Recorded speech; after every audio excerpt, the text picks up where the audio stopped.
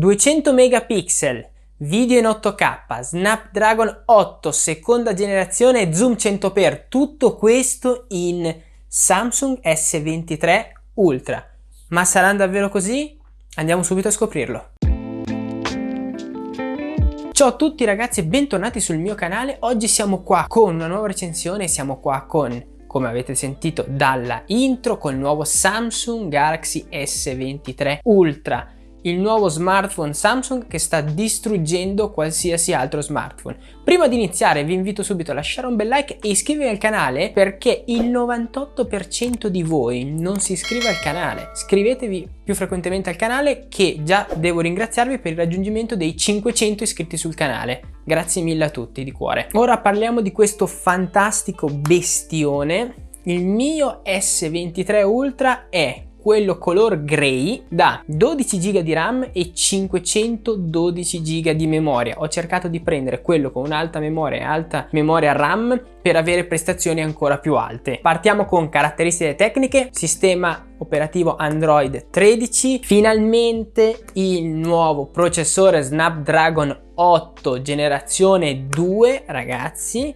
con display da 6.8 pollici, risoluzione massima a 3088 x 1440 a 120 Hz con HDR10+ e un picco massimo di nits a 1750, che rende molto luminoso anche in situazioni di tempo soleggiato. Materiale di questo Samsung: vetro e alluminio. Come potete vedere, adesso vi faccio vedere un attimo dietro, questa qua è la colorazione grey, se no c'è anche nero, l'hanno fatto mi sembra bianco, qualche limited edition forse era sul rosa e anche su un celeste. Parliamo del peso: è un buon mattoncino, diciamo, da 233 grammi, ma è comprensibile visto anche il scompartimento fotografico che ha e la batteria che possiede. Parliamo di una batteria da 5000 mAh che ti permette di ricaricare il telefono a ricarica rapida a 45 watt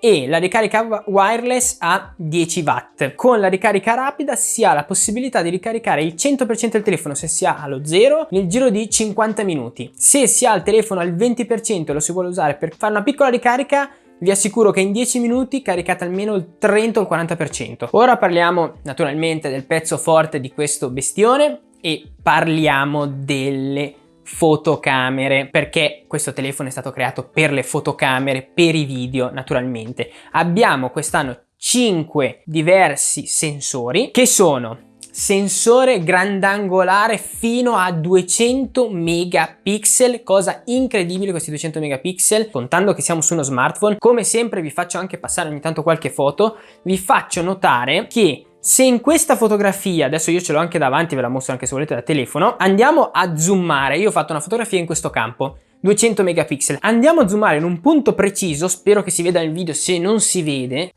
aumentare la luminosità manetta. Se andiamo a zoomare qua, questi sono 200 megapixel, come vedete questo cartello andiamo quasi a leggerlo del tutto. Comunque vedete che i dettagli fa fatica davvero a perderli, e vi faccio vedere la distanza che eravamo. Questa è la distanza dei 200 megapixel. La fotografia naturalmente va a pesare molto, però ti permette di fare anche solo un ritaglio di una parte di fotografia senza andare a perdere la qualità. Poi abbiamo il sensore ultra grandangolare da 12 megapixel, naturalmente mentre parlo vi passa sempre la foto test, tira fuori davvero anche quello ottimi scatti, secondo me l'hanno molto migliorato rispetto al telefono che avevo prima, con cui sto registrando in questo momento, che è S20 Ultra. Come altri sensori abbiamo un teleobiettivo ottico da 3x a 10 megapixel e un altro teleobiettivo sempre ottico da 10x a 10 megapixel, e vi assicuro che quel 10x lo userete tantissimo anche nella parte video, perché magari state registrando e volete andare a prendere quel punto che è un pochino più lontano, entrerà in gioco il teleobiettivo a 10x ottico, non più digitale. Prima era digitale, adesso l'hanno messo ottico e vi fa un grandissimo lavoro, ve lo assicuro. Contiamo sempre che ce l'abbiamo tutto qua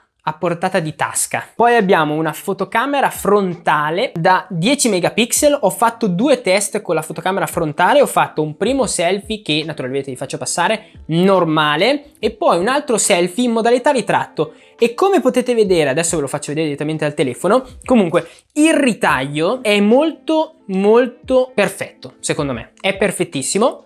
da vedere, guardate un po'. Si può avvicinare secondo me molto a una macchina fotografica per lo sfocato che si crea dietro. Naturalmente non è a livello di una macchina fotografica, perché se no l'obiettivo da ritratto non avrebbe più senso comprarlo e uno si prenderebbe direttamente un telefonino e boom. Ci sono diverse modalità per scattare, per esempio hanno messo la nuova modalità RAW, che vi permette, Expert RAW per la precisione, che vi permetterà di andare a scattare la fotografia e andare a settare tutto in modo perfetto come una macchina fotografica. Quindi potrete andare a cambiare ISO, tempo di scatto, temperatura, esposizione e anche la messa a fuoco in manuale per essere ancora più precisi se si vuole fare uno scatto da vicino di un dettaglio. Questo sensore riesce ad arrivare a una focale da 1,7. Quindi molto aperta e luminosa. Secondo me la bellezza di questa modalità Expert RAW è che ti permetterà dal telefono o ti aggiusta tutto in automatico, comunque il software, che a me non mi fa impazzire come lo aggiusta perché preferisco sempre sistemarlo a modo mio,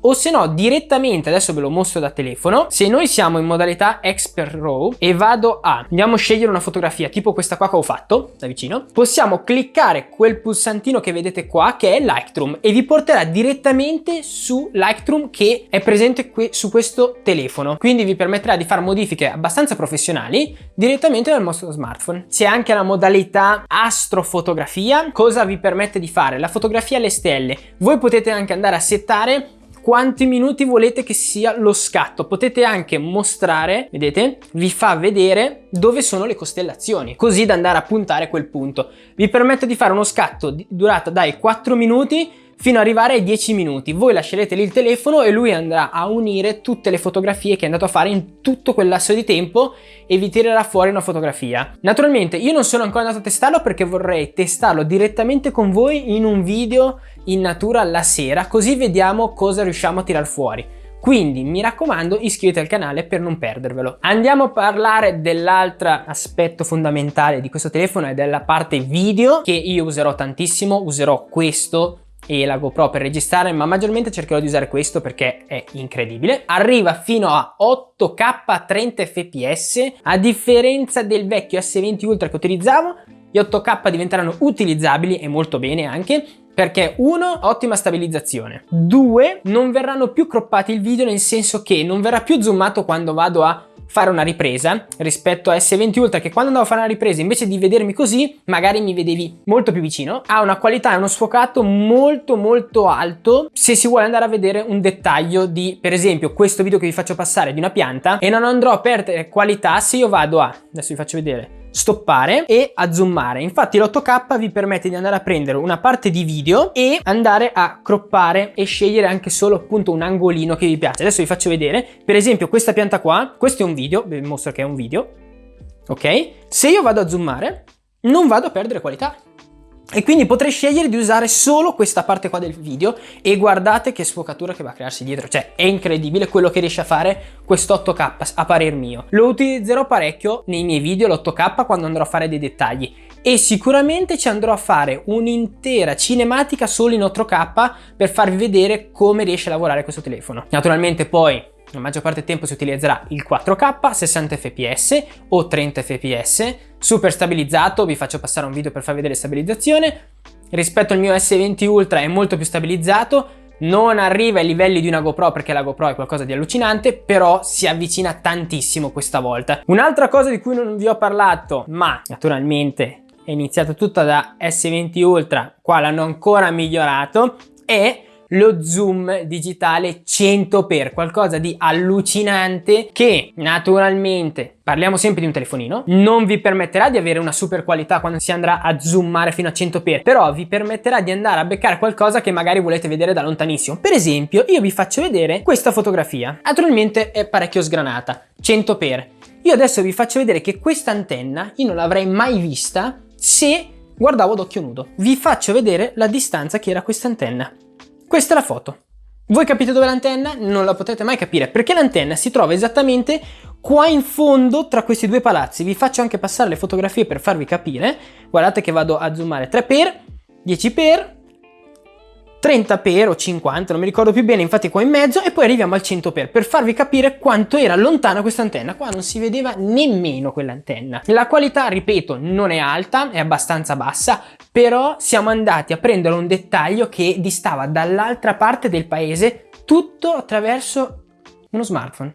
Non stiamo usando un obiettivo, una macchina fotografica che per andare a beccare quella distanza con ottima qualità si devono spendere 2, 3.000, 4.000 euro. Stiamo parlando tutto qua in un telefono. Incredibile. Un'altra cosa di cui volevo parlare, ultima assieme poi a un'altra che è bellissima, è l'audio. Andiamo a prendere un video, vi faccio subito vedere come si sente l'audio. Secondo me si sente in un modo spettacolare. Ho trovato il video, ragazzi, adesso ve lo faccio sentire subito e vi faccio anche vedere. Adesso non so se è in modalità, adesso immagine superiore, questa qua è solo in 1080, quindi non vi faccio vedere il video, ma sentite l'audio che ha.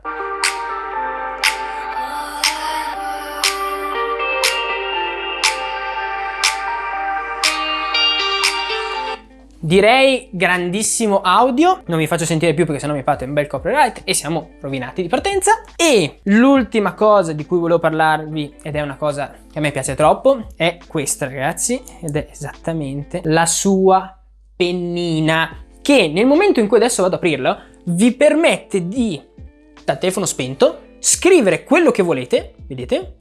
Potete andare a scrivere, lo salvi e va direttamente sulle note, senza dover entrare sul telefono, senza niente. Voi aprite come se tiraste fuori un taccuino, scrivete e si va a salvare automaticamente. Nel momento in cui si salva, il telefono salva, si spegne lo schermo, finito.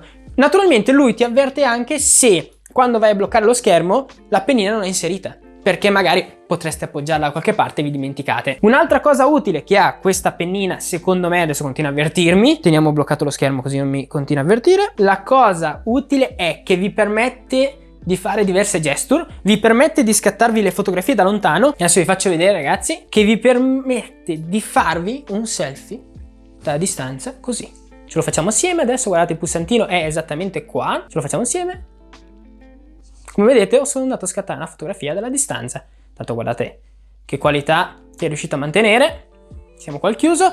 O vi permette attraverso delle gesture andare a cambiare, tenendo premuto il pulsantino, la fotocamera, vedete? O andare anche a zoomare con la fotocamera.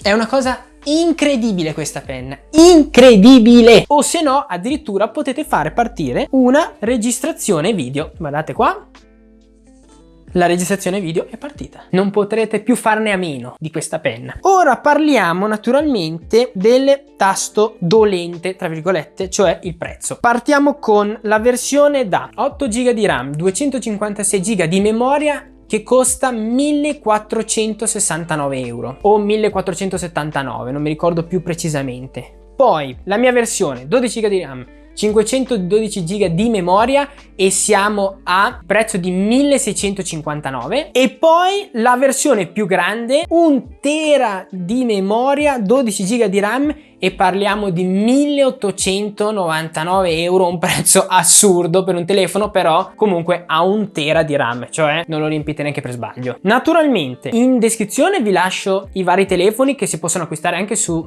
Amazon, che in questo momento mi sembra che siano scontati di un centinaio di euro, e assieme vi danno anche il caricabatterie, che se lo comprate o da Samsung o da qualche altra parte il caricabatterie non è compreso, purtroppo, come oramai stanno facendo da diversi anni svariate brand di telefonia. Io penso di mettervi tutti i link di qualsiasi, cioè dell'8 GB di RAM da 256 GB, il 12 RAM 512 GB e anche quello fino a 1 tera, così vedete voi. Naturalmente, visto che in questo periodo sono ancora, li hanno messi un attimo scontati un centinaio di euro, se si fanno risparmiare 150-200 euro non sono per niente male. Spero che questa piccola recensione vi sia piaciuta, lasciate un bel like, iscrivetevi per rimanere aggiornati sui vari test che andremo a fare su questo telefono per andarlo a stressare per bene nella parte video e fotografia. Andremo a compararlo col mio vecchio S20 Ultra per vedere i salti di qualità che hanno fatto nelle foto e video. Andremo a compararlo con la mia Nikon per vedere se davvero hanno migliorato tantissimo la fotocamera in modo professionale, e andremo anche a creare diverse cinematiche.